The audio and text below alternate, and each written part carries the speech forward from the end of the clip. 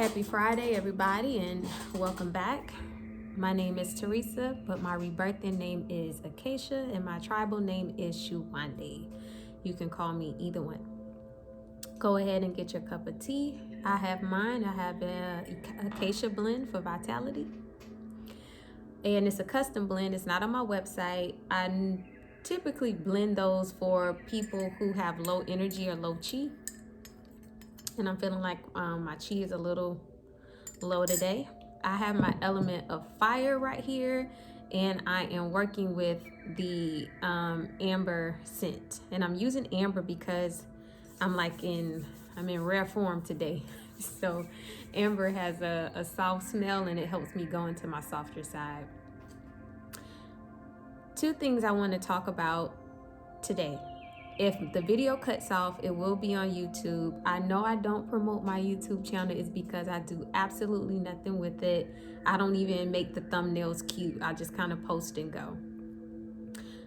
But if you want to see the full video, just drop a comment and I'll send you the link.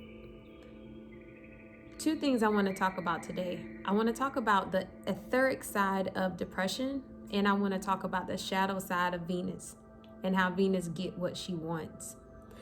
And the reason why I want to talk about Venus in particular is because I'm feeling very raw. You know what I'm saying? I'm feeling very like, okay, I've had enough. Enough is enough. Like, off with your head type of energy. So I'll save that for last. Let's go to the mental health stuff first. Pardon if I stumble through this. It's because I have not written anything down. This is just a go. So when I'm working with someone who has depression, or even if I'm working with myself through my depression, when I view the person and I'm using my third eye, it's an energy that is, let's say the energy is 6 feet tall and the person is 2 feet tall. And the energy is literally either holding the person like in a bear hug, or it's pressing down on the person where the person can't get up. They feel mashed, leaving them with a sense of hopelessness, leaving them with a sense of like, oh, the world is over for me. One of the worst things that we can do when we're in depression is, I guess you could say, run from it. A lot of people want to get out of the depression. Why do I feel like this? I don't want to feel like this. I don't. But in all actuality, when you are in a depressed state, again, it's always an opportunity. It's an opportunity to go higher. So when you're in depression, you go in it. You go into that big ass shadow. You go into that big ass thing that's pressing you down. So what do I mean by that? And what does that look like?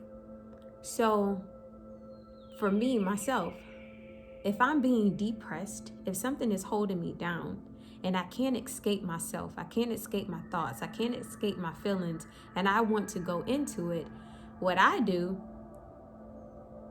I get into the fetal position and then I rock.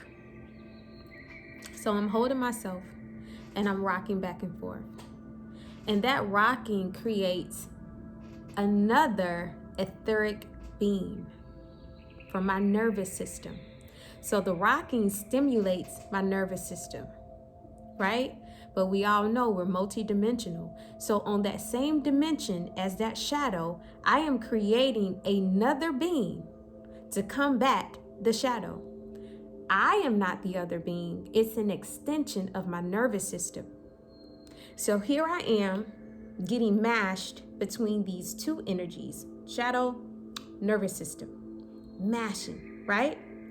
And as I'm getting mashed, so many things are coming up and it's spewing out. I'm feeling my thoughts, I'm feeling my emotions, I'm feeling what other people are projecting towards me. I'm feeling the food that I've eaten that makes me more heavier. I'm feeling all of these different things. All of these things are coming to the surface. It's mashing me. And when you get to the point to where it's like, damn, I cannot take it no more, what happens? In that moment, when you can't take it anymore, when you're shuddering, when you're shivering, and you just feel like you want to jump off the cliff, that's the opportunity to become, I guess, a diamond, or that's the opportunity to go forward. You have choices in that moment. You have a choice to get up and either exercise, do yoga. You have the opportunity to take that energy and then create something, to birth something, to write, to draw, to play a musical instrument, or you can continue to wallow. So for me, whenever I'm getting pressed between, because this is what it is, that pressure is a vibration, right? It's about you're vibrating. And when you vibrate at a certain, I guess you could say, rate of change, that depression thing, it can't stay there anymore. The energy becomes too high. So for me, as I'm rocking and I'm vibrating, right? I'm getting lighter. I like to birth something new. I try a new yoga position. I try to either stand on my head more or do scorpion, or I'll try my splits, or I'll begin to write something to loosen that energy. And oftentimes when you birth from your place of depression, that energy, it's almost like you creating something that's very genius. If you look at artwork and the greatest stories of people who have paved the path for us, many of those things have been birthed from pain, not happiness. So taking that energy, rocking, and you don't have to get in a fetal position to rock. If you are a Christian and you like church music, like I've literally been in church and I've watched energies holding on to people, having these strongholds, and I watch when they begin to praise, how they begin to vibrate, like literally they're vibrating, and that entity can't hold it anymore and they have to release. Now, what makes the depression or the entity come back is when you do the same thing. When you don't get up and create something new, when you don't get up and exercise, when you choose to wallow in your shit.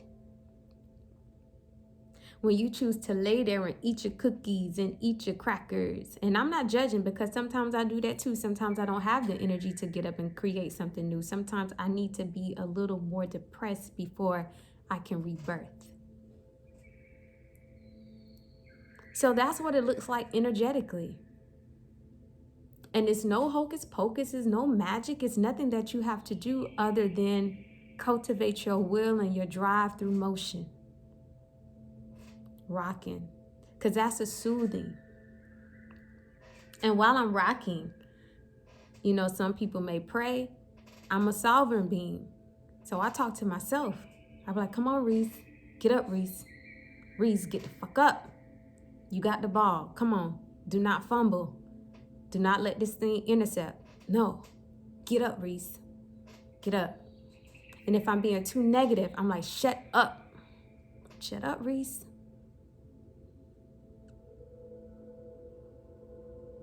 You have that same ability. And so when I'm getting messages and DMs and emails, I'm like, man, come on, y'all. We got the power. We are the human being. Right? Ashe, close that out. Let's go into this Venus energy. So Venus rules either 3 to 4 planets. I can't remember exactly. Venus is all about beauty. She's about fun. She's about partying. She gets along with everybody. She has a very cool type of swag. But when Venus is pissed off, it's like, that's the energy you don't want, because she's going to come with a lot of hate. Venus has a type of energy where, it started from the bottom. Now we at the top. Like, she's going to climb her way to the top every time. And when she gets to the top of her mountain, if her plate of gold is not there and someone else is eating her food, Venus is going to get gully. And she going to take it. So we all know I'm an earth sign. My soul sign is in Capricorn. So that's a very grounding energy. But I have 3 stelliums in Libra. Libra is ruled by Venus. My descendant is in Taurus. Taurus is ruled by Venus.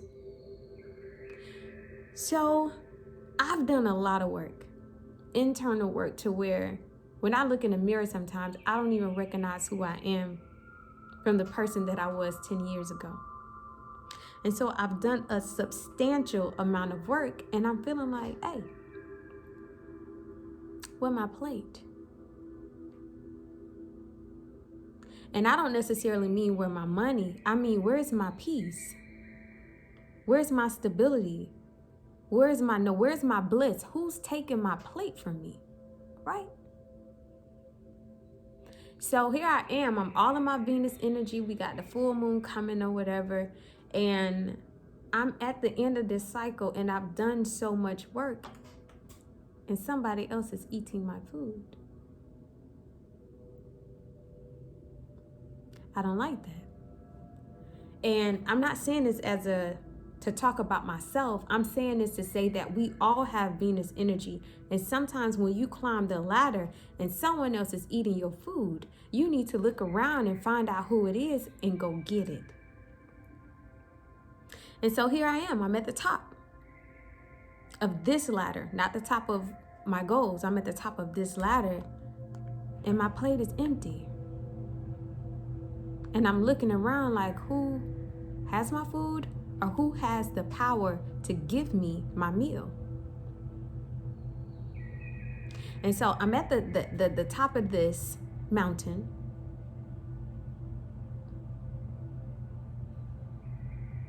And what I want isn't laid out for me. And I had a moment this morning of where, like, and I'm just being candid, because we'll get on Instagram and everybody talks about, oh, how wonderful life is and how great it is and da da da da da. But no, I'm very real and transparent with you guys. I tell you when I'm having low self-esteem moments. I'm telling you guys when I am low on confidence. So I'm telling you guys, like this morning, like I literally almost gave up.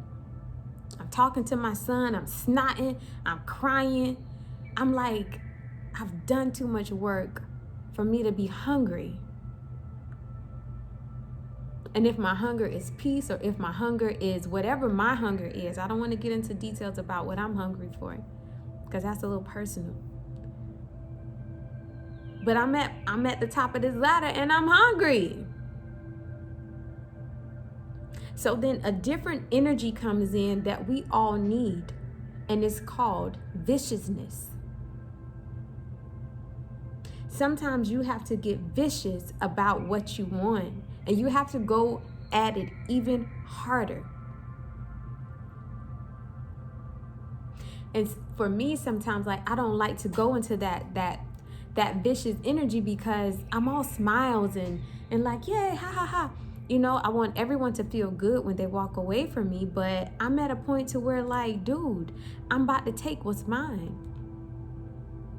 And again, judging from my text messages, judging from my DMs, from my emails, from you guys, it's time to invoke and evoke that same energy. If it's something that you want, go get it.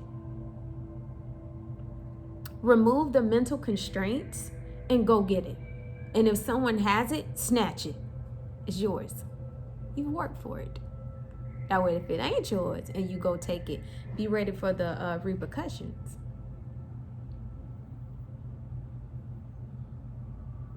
So the dark side of Venus is like, yeah, I can be beautiful, I can be nice, I can be humble, but if you're in my way and you're causing blockages, or if you're in my way and you're holding up my bread just for the sake of power, like, it's time to release the Kraken.